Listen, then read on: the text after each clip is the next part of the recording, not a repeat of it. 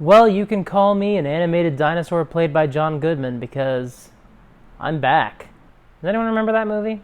Unfortunately, there's no other movies where someone comes back from anything, so that's the only reference I can make. I'm sorry. I'm making videos again for the first time since April of 2021 because it has been quite a year. First of all, I got a new job in March of last year, and I did a video about that. Well, not all about that, but I mentioned that in a video because that was a very exciting day. Then I actually started the job, and it was bad. It was a bad job, but I was happy to have a job, even though it was a bad, toxic work environment, because it got me through the wedding. Because my wife and I got married in August of 2021, August 28th, 2021. And it was an amazing wedding. I am so happy with the way it came out. But obviously, for anyone who's planned a wedding, it's a pretty involved process. And it's especially challenging when you do a lot of wedding prep and then you have to take about a year of wedding prep off because of a deadly pandemic. And then you have to resume wedding prep, but you're kind of still in a pandemic. And so you don't really know what's going to happen. So you're kind of planning a bunch of different versions of your wedding depending on what the restrictions and regulations are going to be. Plus, a lot of the stuff that you planned before the pandemic doesn't really apply anymore or kind of has to be rejiggered or reworked. So you're kind of planning a whole new wedding in 6 months. I mean, we had all of our vendors, so that was good. It wasn't like we were starting from square one. And we had the dress. I mean, we didn't actually have the dress. It took like forever for her to actually get her dress. But we had ordered the dress before the pandemic, so that was good.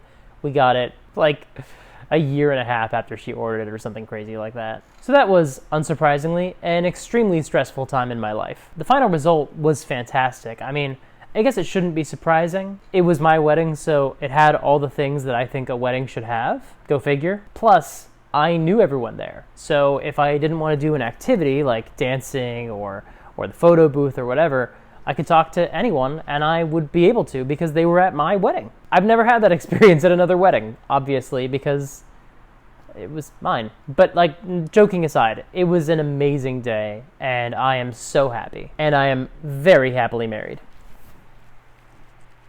But that also did mean that I did not have a ton of energy after August. Victoria and I hardly did anything for Thanksgiving, and we did basically nothing for Christmas and New Year's because we were just zonked. We had no mental energy left to hang out with people or to plan events or to cook, to say nothing of the fact that there was also still stuff happening with the virus. Like, we were not out of the woods at that point. So that made it kind of difficult to do a ton of writing either. And plus, in late last year, it became very clear to me that I needed to find a new job, so I started looking and was finally able to find one early this year, and I have left the bad, toxic position I was at and joined a new company, like a real company, like an actual company that like takes its workers' safety seriously, unlike the last one. Like, literally, I was working on videos for this channel, and then it became so clear to me I have to get out of this situation. This company is toxic and dangerous, potentially harmful. So I just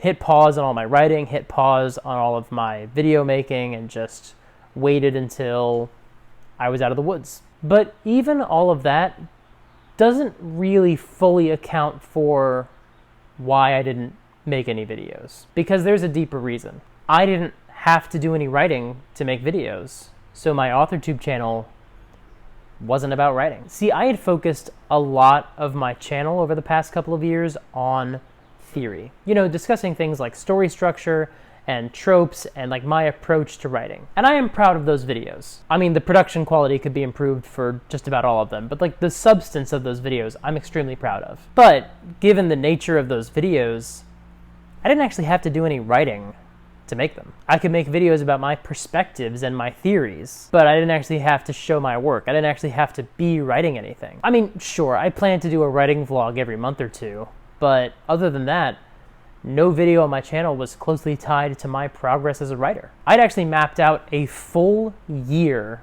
of videos, and all of them were about theories or about my process or about how I balance my workload, but I wasn't writing. The videos were not inspiring me to write, and they weren't motivating me to write because there wasn't a sense of accountability. If you don't have to write and you can still make an entire AuthorTube channel, then I just didn't. Now I'm probably still going to do videos about theory because it's something that matters to me. I'm going to do videos about story structure because I think I have interesting takes on them. But they're probably going to be closer to the Morbius video that I posted a couple of weeks ago. A little bit more ambitious and a little bit more in the style of a video essay. And there was a while there where I was planning on making this more of a video essay channel, but again, I had to pump the brakes. I had to stop myself and realize, if I do that, I'm going to be giving myself another excuse to be productive and be doing creative work, but not be doing any novels or screenplays or podcasts or short stories or novellas or anything. I would only be writing essays, essentially. Now, I love video essays. They're one of my favorite things to watch on the platform,